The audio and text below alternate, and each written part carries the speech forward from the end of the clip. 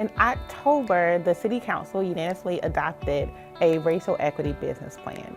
And that business plan really lays out the values, the goals, the performance measures, and the strategies for how we plan to advance racial equity within our internal structure over the next several years.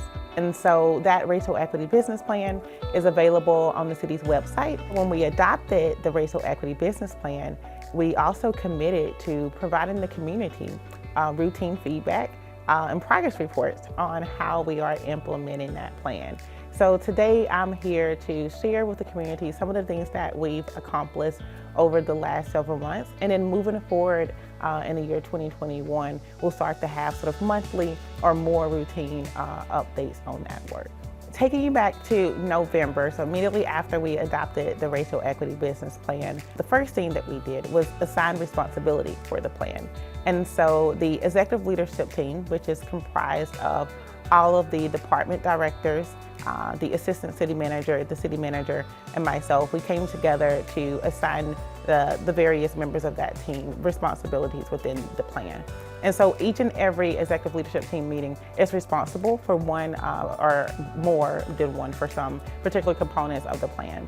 And that was really important for us because we wanted to make sure that that was responsibility and accountability and actually implementing those things that we committed to doing. One of the things that we started to work on right away was embedding a racial equity lens in our HR policies and practices and programs. In particular, we started to look at the minimum requirements for our job positions using a racial equity lens. And so some of that work was accomplished in November. We also designed and implemented some inclusive recruitment strategies for our boards and commissions. So our Community Outreach and Engagement Division presented to Council opportunities to really embed a racial equity lens and inclusive recruitment strategy for our boards and commissions. And as a result of that, we added the collection of racial demographics to all of our board and commission applications. And also all of the staff liaisons for our boards and commissions will be completing an inclusive recruitment form. In December, we revisited our organizational assessment. So when I started this position in October 2019, we utilized an assessment to see where were the strengths, weaknesses, and opportunities for improvement in the organization. And so we compared where we were in 2019 with where we ended the year in 2020. And so we still have work to do, but we're starting to see improvements in terms of opportunities that we're providing to staff and the structure of our organization so that it can be an inclusive organization.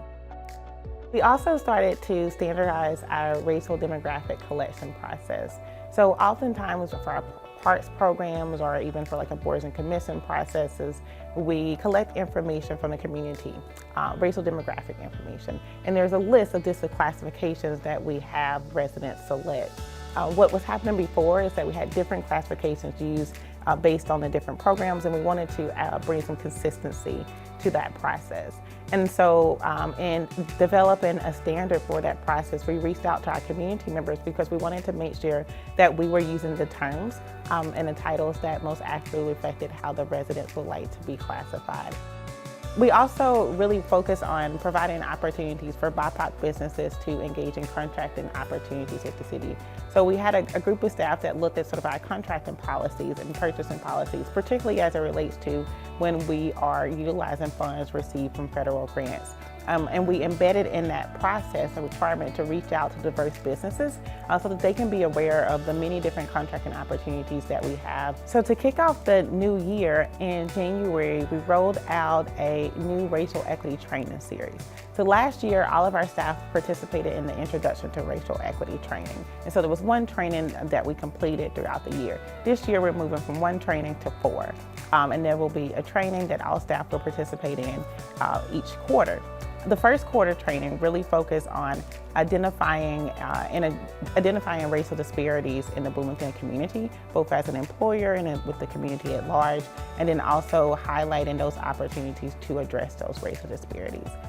This training was a responsive training because we conducted a staff survey in 2020, and what we found was that 46% of those staff responding to that survey indicated that they were not aware of racial disparities in the Bloomington community. So we wanted to make sure that we made staff aware of where the work needs to be done, and so where are the issues and where are the opportunities for improvement, so that they can be better engaged in addressing those issues. We also rolled out the Racial Equity Speaker Series.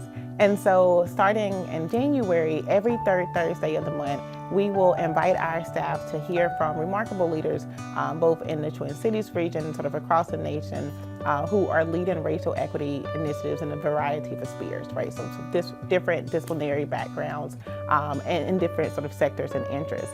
And so we're bringing those remarkable individuals to our city staff via Zoom, of course, and providing an opportunity to them to learn more about their work and how they can engage in that work. We recognize the National Day of Racial Healing.